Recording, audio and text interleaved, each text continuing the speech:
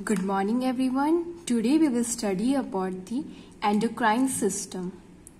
So what is endocrine gland? Their introduction. Okay, we will study about this. So endocrine gland cell function is controlled by two mechanism. हमारा जो cell है, हमारे body में जो cell है, वो दो मैकेनिज्म से उसका फंक्शन कंट्रोल होता है. हम दो चीज से सेल का फंक्शन को कंट्रोल कर सकते हैं, या तो न्यूरॉन्स की मदद से, न्यूरल कंट्रोल की मदद से, या फिर एंडोक्राइन कंट्रोल. तो एंडोक्राइन कंट्रोल मतलब कि हार्मोन से रिलेटेड. तो सेल का function neural as well as endocrine function से कंट्रोल कर सकते हैं. So neural control by spread of impulse through nerves. तो यहाँ पे हम क्या करते हैं, एक इलेक्ट्रिक इम्पल्स भेजते हैं. कैसे? नर्व्स की मदद से, जो कि act on certain group of cell. ये जो होगा नर्व इम्पल्स जो होंगे, इम्पल्स होंगे मतलब इलेक्ट्रिकल इम्पल्स, इलेक्ट्रिकल सिग्नल्स, ये हर सेल में एक्ट नहीं करेंगे, सर्टेन ग्रुप ऑफ सेल में एक्ट करेंगे. Okay, so what is endocrine control? Endocrinal control is by release of hormones. तो यहाँ पे क्या होता है, एंडोक्रिनल में क्या होता है, एंडोक्राइनल में क्या होता है, हार्मोन से हम लोग सेल का फंक्शन को कंट्रोल करते हैं. तो ये हार्मोन्स जो होता है ब्लड स्ट्रीम में स्मॉल अमाउंट में चला जाता है. Affect number of cell over a longer period. तो ये जो होता है वहीं पर न्यूरल कंट्रोल था कि मतलब कि पर्टिकुलर सेल को ही मतलब रेगुलेट कर सकता था फंक्शन. बट ये जो है बहुत सारी नंबर ऑफ सेल को रेगुलेट कर रहा है over large period of time. ठीक है.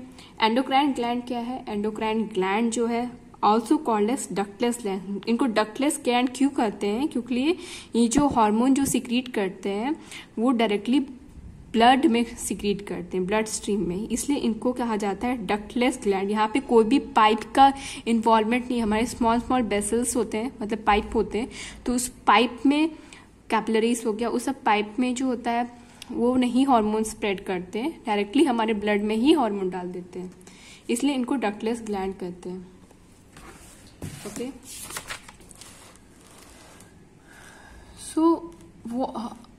so what are the important endocrine glands in our body? So it is hypothalamus, pituitary gland, pineal gland, thyroid, parathyroid, thymus, heart, adrenal gland, kidney, pancreas, testis and ovary. तो सारे endocrine gland के नाम याद रखना. सो hormone क्या है? Hormone के बारे में क्वेश्चन आता है एग्जाम में. सो हार्मोन्स क्या है? यूनिवर्सिटी एग्जाम्स में हार्मोन्स क्या है, एक ग्रीक वर्ड से आया है जिसका मतलब है आई एक्साइट और अरोज. मतलब ये किसी चीज को एक्साइट कर देता है, इम्पल्स क्रिएट कर देता है, या फिर अरोज कर सकता है.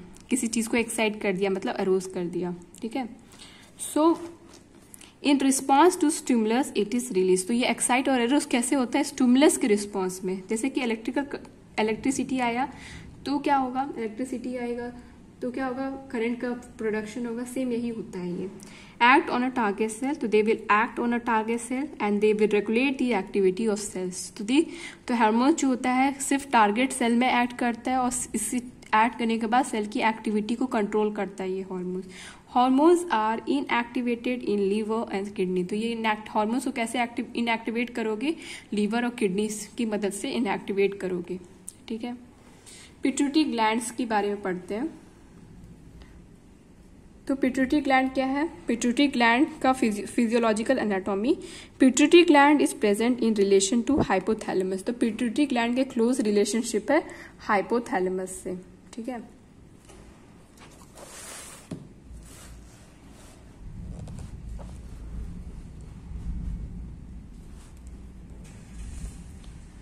Pituitary gland consist of 3 part. तो पिट्यूटरी ग्लैंड में 3 पार्ट्स होते हैं. कौन कौन से? Adeno hypophysis, neuro hypophysis and intermediate lobe. तो एडिनो हाइपोफाइसिस और न्यूरो हाइपोफाइसिस के बीच में क्या होता है? इंटरमीडिएट लोब होता है. तो एडिनो हाइपोफाइसिस को एंटीरियर लोब भी कहते हैं, न्यूरो हाइपोफाइसिस को पोस्टीरियर लोब भी कहते हैं. ठीक है. Hypothalamo hypophyseal axis. ये क्या होता है? Hypothalamo hypophyseal axis. Pituitary gland is influenced by the hormones of hypothalamus. तो पिट्यूटरी ग्लैंड को कौन इन्फ्लुएंस करता है, कौन कन्वेंस करता है? हाइपोथैलेमस कन्वेंस करता है, उसको रेगुलेट करता है. वो एक्साइट होगा हाइपोथैलेमस की मदद से ही. इन्फ्लुएंस होगा हाइपोथैलेमस की मदद से ही। एडिनोहाइपोफाइसिस जिसे कर रहे थे anterior pituitary, adenohypophysis is influenced by the hormones of hypothalamus जो भी कम आता है विद पोर्टल वेसल्स। तो एडिनोहाइपोफाइसिस इन्फ्लुएंस होता है हाइपोथैलेमस से, मतलब एंटीरियर पिट्यूटरी इन्फ्लुएंस होता है, कौन करता है, हाइपोथैलेमस करता है। वो डायरेक्टली हार्मोन्स की तरह ब्लड स्ट्रीम में नहीं जाता, एक वेसल्स की मदद से जाते हैं। Name of the vessel is hypothalamo hypophyseal portal vessels, right. So याद रखना है वेसल का नाम आपको। न्यूरोहाइपोफाइसिस जिसे पोस्टीरियर पिट्यूटरी भी कह रहे थे, it is influenced by the hormones of hypothalamus which come via neurons. तो ये न्यूरोहाइपोफाइसिस जिसे न्यूरॉन्स से ही रिलेटेड है, मतलब कि ये जो उनका इम्पल्स कहाँ से आते हैं, आता है हार्मोन्स कहाँ से आते हैं, न्यूरॉन की मदद से। तो इसे कहते हैं hypothalamo hypophyseal neuro tract. Okay, तो ये याद रखना है। So what are the hormones that are secreted by the pituitary glands, तो ये आपको याद होना चाहिए। एक होता है एडिनोहाइपोफाइसिस, मतलब एंटीरियर पिट्यूटरी क्या सीक्रेट कर रहा है, न्यूरो और पोस्टीरियर पिट्यूटरी क्या सीक्रेट कर रहा है, कौन सा हार्मोन्स। तो एडिनोहाइपोफाइसिस जो होता है जिसे एंटीरियर पिट्यूटरी भी कहते हैं, ग्रोथ हार्मोन सीक्रेट करता है, प्रोलैक्टिन सीक्रेट करता है। सबके फंक्शंस पढ़ेंगे अभी, बस इंट्रोडक्शन है आज। थायराइड स्टिमुलेटिंग हार्मोन जिसे कहते हैं TSH, एड्रीनोकॉर्टिकोट्रोपिन हार्मोन ACTH, सबका नाम याद रखना है। ल्यूटिलाइजिंग हार्मोन कहते हैं, फॉलिकल स्टिमुलेटिंग हार्मोन, ये सब 12th क्लास में आप पढ़ चुके, 11th 12th में। अब न्यूरोहाइपोफाइसिस क्या करता है, कौन हार्मोन सीक्रेट करता है, सिर्फ दो करता है, ऑक्सीटोसिन एंड वैसोप्रेसिन। जिसे वैसोप्रेसिन को जिसे ADH भी कहते हैं, मतलब एंटी डायूरेटिक हार्मोन, मतलब ये डायूरेसिस से प्रिवेंट करता है। सबके बारे में डिटेल में पढ़ेंगे, डोंट वरी। और एक होता है पार्स इंटरमीडिएट, मतलब कि बीच में प्रेजेंट होता है। तो ये जो होता है MSH सीक्रेट करता है, जिसे कहते हैं क्या, मेलेनोसाइट्स, राइट। मेलेनोसाइट जो हमारे पिगमेंट्स में मदद करता है। ओके, ठीक है। अब एंटीरियर पिट्यूटरी की बात करते हैं। तो एंटीरियर पिट्यूटरी जिसे हम कहे बहुत सारे हार्मोन सीक्रेट करता था, ग्रोथ हार्मोन सीक्रेट कर रहा था और FSH कर रहा था और वैसोप्रेसिन, ऑक्सीटोसिन तो वो कर रहे थे, पोस्टीरियर कर रहे थे, ठीक है। ADH सीक्रेट कर रहा था। तो ग्रोथ हार्मोन का क्या रोल है एंटीरियर पिट्यूटरी में, वो देखेंगे हम लोग।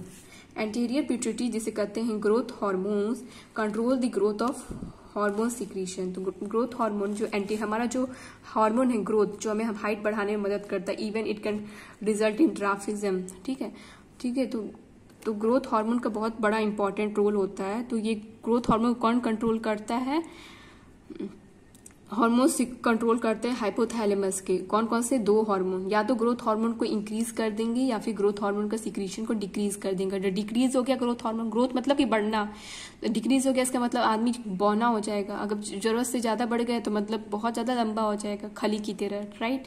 सो by hormones of hypothalamus to hormone. तो ग्रोथ हार्मोन कौन रेगुलेट करता है, सेम हाइपोथैलेमस ही रेगुलेट करता है। ग्रोथ हार्मोन एंटीरियर पिट्यूटरी से सीक्रेटेड होता है। तो ये जो होता है कौन कौन से हार्मोन सीक्रेट करता है, ग्रोथ हार्मोन, रिलीजिंग हार्मोन, मतलब ग्रोथ हार्मोन को रिलीज कर रहा है, मतलब कि इंक्रीज कर रहा है rate, increase release of growth hormone. और ग्रोथ हार्मोन रिलीजिंग हार्मोन क्या करेगा, ग्रोथ हार्मोन के सीक्रेशन को इंक्रीज कर देगा। Even growth hormone inhibiting hormone क्या करेगा, ग्रोथ हार्मोन के सीक्रेशन को इनहिबिट कर देगा, जिसकी वजह से आदमी क्या हो जाएगा, बौना हो जाएगा, जिसका नाम है सोमैटोस्टैटिन इनहिबिट सिंथेसिस। तो सोमैटोस्टैटिन मतलब किसी चीज को भी स्टैटिक कर देना, तो ग्रोथ को इनहिबिट कर देगा। एक्शन ऑफ ग्रोथ हार्मोन, तो ग्रोथ हार्मोन का क्या क्या एक्शन है हमारे में, वो बढ़ना है, ठीक है। Not only it helps in the increase in height, other तो ग्रोथ हार्मोन का क्या क्या काम है देख लेते, कार्बोहाइड्रेट, फैट में, प्रोटीन में। Action of growth hormone, stimulation of growth of bone, cartilage and connective tissue. तो ये सबको मालूम है कि ग्रोथ हार्मोन नाम से ही ग्रोथ लग रहा है, तो कार्टिलेज होगा हमारा, कनेक्टिव टिश्यू होगा और हमारा बोन है, उनको ग्रोथ करने में मदद करेगा। तो ये उतना मतलब इम्पोर्टेंट नहीं है, ठीक है। स्केलेटल ग्रोथ में भी मदद करेगा, मतलब जाहिर सी बात है हमारा बोन ग्रोथ कर रहा है, कार्टिलेज ग्रोथ कर रहा है, तो हमारा स्केलेटन भी ग्रोथ होगा। और it is mediated by somatomedin. Somatomedin मतलब कि इंक्रीज करना, which is synthesise in liver. तो लीवर क्या सिंथेसाइज करता है, सोमैटोमीडियन। और सोमैटोस्टैटिक पढ़ रहे थे जो कि इनहिबिट कर रहा था, ठीक है। बिफोर एपिफाइसियल क्लोथ, तो बोन के पास क्या होता है, एपिफाइसियल उसके सरफेस में होता है जो increase length of A bone. तो जब तक एपिफाइसियल प्लेट हमारे बोन में रहेगा तब तक क्या होगा, बोन का लेंथ जो होगा क्लोज नहीं होता, एपिफाइसियल का क्लोज नहीं होता, तब तक बोन का लेंथ इंक्रीज होगा। जैसे ही ये क्लोज हो गया एपिफाइसियल तो क्या होगा, ये जो बोन का फर्दर ग्रोथ नहीं होगा, लेकिन उनकी मोटाई, उनकी थिकनेस ग्रोथ करेगी। तो what are the effect of protein? Growth hormone का प्रोटीन में क्या इफेक्ट रोल है, ग्रोथ रोल क्या है ग्रोथ हार्मोन का प्रोटीन में? तो ये जो होता है प्रोटीन का एनाबॉलिक है, मतलब कि प्रोटीन को स्मॉल स्मॉल में ब्रेक कर रहा है, मतलब कि छोटे छोटे पार्टिकल्स को प्रोटीन के बड़ा कर रहा है, ठीक है। तो प्रोटीन एनाबॉलिक है, कैटाबॉलिक मतलब ब्रेक करना, ठीक है। एनी डाउट प्लीज कमेंट करना मुझे, I will clear your doubt. तो effect on carbohydrate metabolism, carbohydrate में ग्रोथ हार्मोन का क्या रोल है? बहुत इंपॉर्टेंट रोल है। Growth hormone is diabetogenic as it cause hyperglycaemia, increase blood glucose level. तो ग्रोथ हार्मोन को एक दूसरा एक समझ लो, ग्रोथ हार्मोन का आप समझ लो एक दूसरा नाम भी रख दो एक अपने कन्वीनियंस के, कि ग्रोथ हार्मोन क्या है, इज इक्वल टू डायबेटोजेनिक। मतलब ये जो होता है ग्लूकोज का लेवल इंक्रीज करता है हमारे ब्लड में, ठीक है। तो it is cause hyperglycaemia, hyper मतलब किसी चीज को इंक्रीज करना, ग्लाइसीमिया मतलब ग्लूकोज, ठीक है। तो effect of fat metabolism, what is the role of fat metabolism? तो growth hormone has catabolic effect, वहीं प्रोटीन में इसका एनाबॉलिक इफेक्ट है, फैट में इसका कैटाबॉलिक इफेक्ट है, increase metabolism of fat from adipose tissue. तो ये जो होता है फैट का मेटाबॉलिज्म को इंक्रीज करता है एडिपोज टिश्यू से। अगर क्या होगा, जरूरत से ज्यादा ग्रोथ हार्मोन सीक्रीट हो गया, तो जरूरत से ज्यादा ग्रोथ हार्मोन सीक्रीट हो गया, हम अगर एडोलसेंस एज में है तो गाइगेंटिज्म होगा। वहीं पर इंसान अगर बड़ा हो चुका है, एडोलसेंस पास कर चुका है, अडल्ट बन चुका है, तो उसमें जो होगा फर्दर तो इंक्रीज हाइट नहीं होगा, लेकिन एग्रोमेगली कंडीशन हो जाएगा। हम सब पढ़ेंगे डिटेल में। तो अप्लाइड एक्सेट, what are the clinical features, okay, क्या क्या होता है अगर ग्रोथ हार्मोन जरूरत से ज्यादा सीक्रेट हो जाए? गाइगेंटिज्म होगा। तो gigantism, over production of growth hormone during adolescence. तो ये लिखना जरूरी है कि एडोलसेंस के टाइम में गाइगेंटिज्म होता है। तो क्या क्या इंसान में देखा जाता है कैरेक्टरिस्टिक? देखने इंसान का हाइट जो होता है 8 फीट से भी ज्यादा होता है, 2.5 मीटर, ओके, से इंक्रीज हाइट होता है उससे। तो बहुत लंबा होगा इंसान। और gynecomastia, that means they are having of what, breast, right? Bilateral gynecomastia, large head and foot, उनका हाथ और फुट जो होगा बहुत ज्यादा लार्ज होंगे, ठीक है। एग्रोमेगली जो होता है ये कंडीशन देखा जाता है अडल्ट में, ठीक है। तो एग्रोमेगली का एग्जाम में आता है। तो ये क्यों होता है एग्रोमेगली? जब ओवर प्रोडक्शन हो जाए ग्रोथ हार्मोन का ड्यूरिंग अडल्टहुड। कैरेक्टरिस्टिक की बात करें, एग्रोमेगली फेसिस दिखेगा। तो यहाँ पे आप नेट में सर्च करना एग्रोमेगली फेसिस कैसे दिखता है। तो उस इंसान का जिसको ग्रोथ हार्मोन ज्यादा सीक्रेट हो गया है, जब वो एडल्ट में है, एडल्ट बन चुका है, जैसे कि 23, 24, 25, 26 एज का, तो क्या होगा, उसका जो नाक है वो मोटा हो जाएगा, इवन चौड़ा हो जाएगा। Thickening of skin, even their skin get thick, right, मोटी हो जाएगी स्किन। और इवन जो उनके ब्रो होंगे प्रोमिनेंट होंगे, और फेस में क्रोसिंग होंगे, ठीक है। तो ये सारे फीचर्स है। प्रोगैंटिज्म मतलब कि प्रोगैंटिज्म मतलब कि जो हमारा मैंडिबल है, मतलब फोरहेड है मैंडिबल, उसका जो वाइड हो जाएगा और बहुत इलोंगेटेड हो जाएगा। तो ये भी एक फीचर है। तो प्रोगैंटिज्म याद रखना है, ठीक है।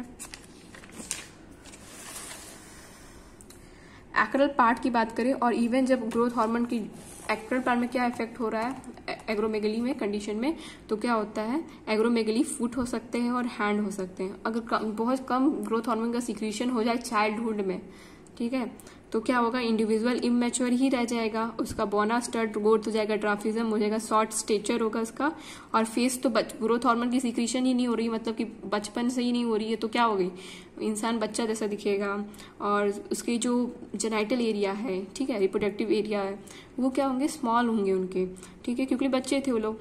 और डेलिकेटेड एक्सट्रीमिटी, उनकी जो एक्सट्रीमिटीज है, मतलब कि हैंड वैंड है, वो सॉफ्ट, बच्चों के जैसे सॉफ्ट होती है ना, वैसे हो जाएंगे, वैसे ही रहेंगे, क्योंकि ग्रोथ नहीं हुआ ना। तो ग्रोथ नहीं हुआ तो एडल्ट कैसे बनेंगे, वो दिखेंगे कैसे एडल्ट की तरह, राइट। तो प्रोलैक्टिन क्या है, prolactin, pro means prolactin, lactin means milk से related, okay. A hormone secreted by the pituitary gland. तो ये प्रोलैक्टिन को कौन सीक्रेट करता है, पिट्यूटरी ग्लैंड सीक्रेट करता है, ठीक है।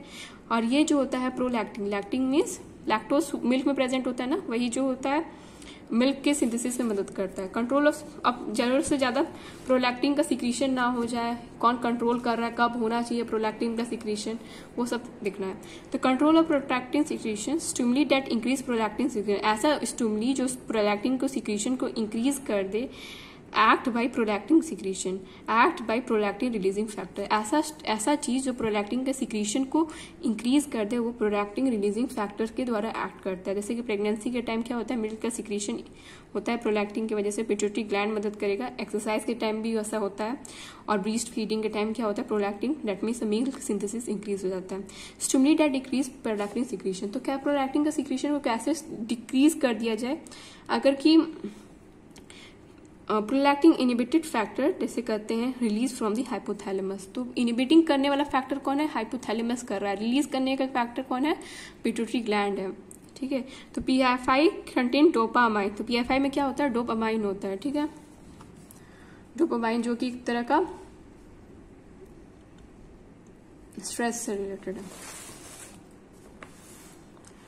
एक्शन ऑफ प्रोलैक्टिन, अब प्रोलैक्टिन का क्या क्या एक्शन होता है, तो prolactin help in development of memory gland and in milk synthesis, तो मेमोरी ग्लैंड के साइज को इंक्रीज करने के लिए प्रोलैक्टिन ग्लैंड मददगार होता है, और even it helps in milk synthesis, तो मिल्क के सिंथेसाइज में मदद करता है। तो मेमोरी ग्लैंड की growth, M for memory gland, M for milk synthesis. Okay, during pregnancy के टाइम क्या होता है, development of lobules of alveoli, तो एल्वुलाई जैसे कि हमारे लंग्स में एल्वुलाई प्रेजेंट होते हैं ना, वैसे ही हमारे ब्रेस्ट में भी एल्वुलाई प्रेजेंट होते हैं। ठीक है, तो वो क्या होते हैं, एल्वुलाई ऑफ लोब्यूल्स क्या होता है, प्रेगनेंसी के टाइम ही जनरेट होता है, क्योंकि सो दैट मिल्क की सिक्रीशन हो सके।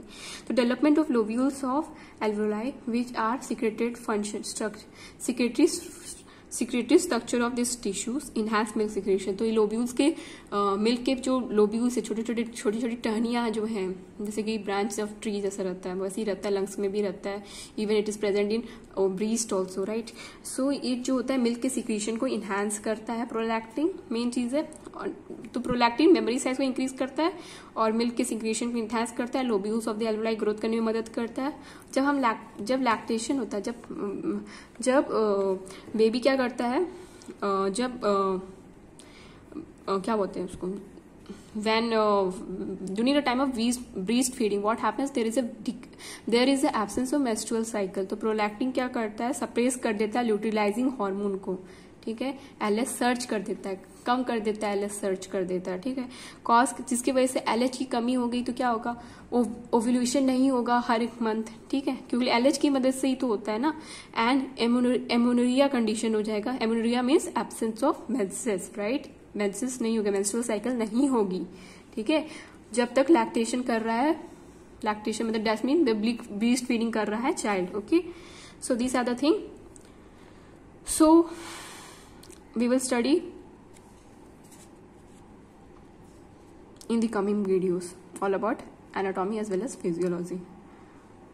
Thank you everyone. Hope you enjoy this lecture.